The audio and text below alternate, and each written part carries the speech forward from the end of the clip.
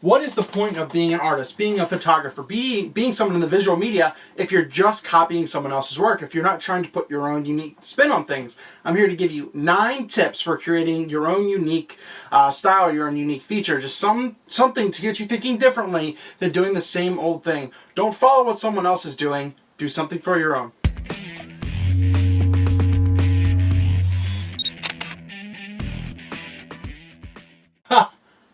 That's a candid moment.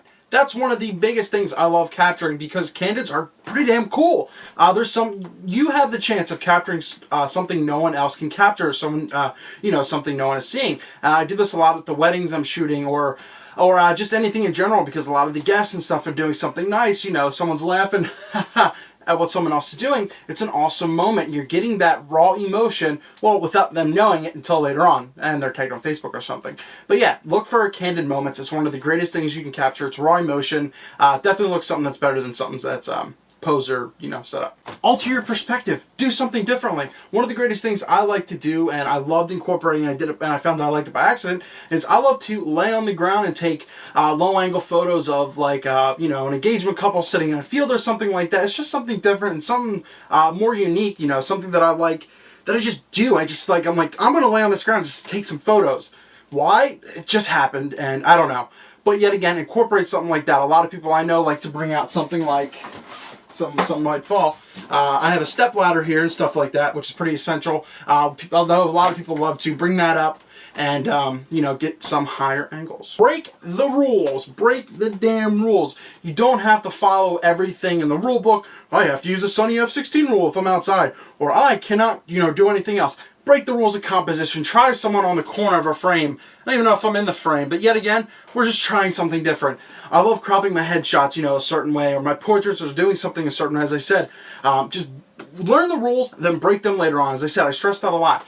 But you don't always have to follow the rules, because if you do, you get the same boring stuff a lot of the amateur or people just starting out at what they're doing. It's the seasoned pros and everything like that have broken the rules, that are doing something different, separating themselves than anyone else around them. So break the damn rules. A huge thing you could also do is to fill the frame or use some negative space. If you don't know what that is, well, filling the frame is, well, I just fill the frame mainly. I just put my hand in front of the camera.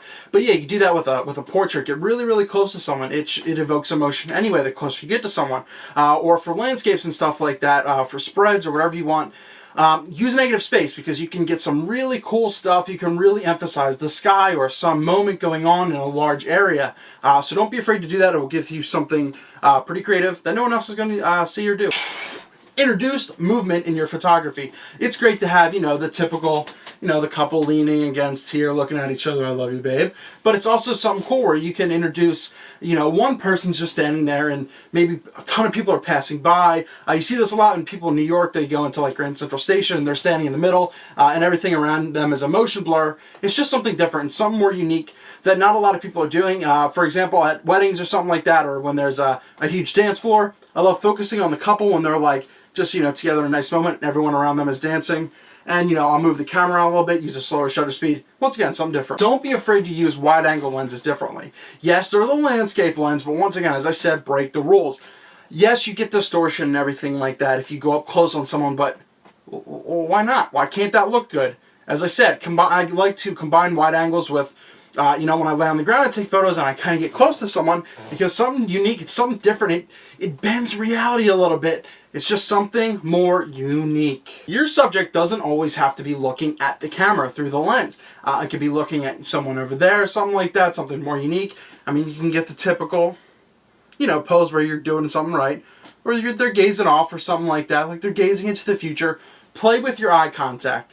If you're not sure what'll work 100%, which you kind of should know what you're going for, try all different ones. Try the original, straight at the camera, slightly glancing off, just don't get too crazy. I stress this one to you 100 billion thousand %, and that is to tell the story using your environment with your photography.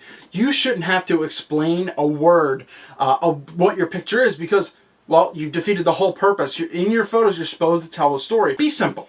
Yes, it's great to have this wonderfully propped scene where everything looks so cool and your engagement couple's right there, but their emotion is just, well, crap.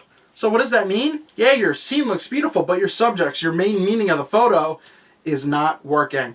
Once again, keep it simple. It's the simple actions, the simple emotion that, establishes that meaningful moment.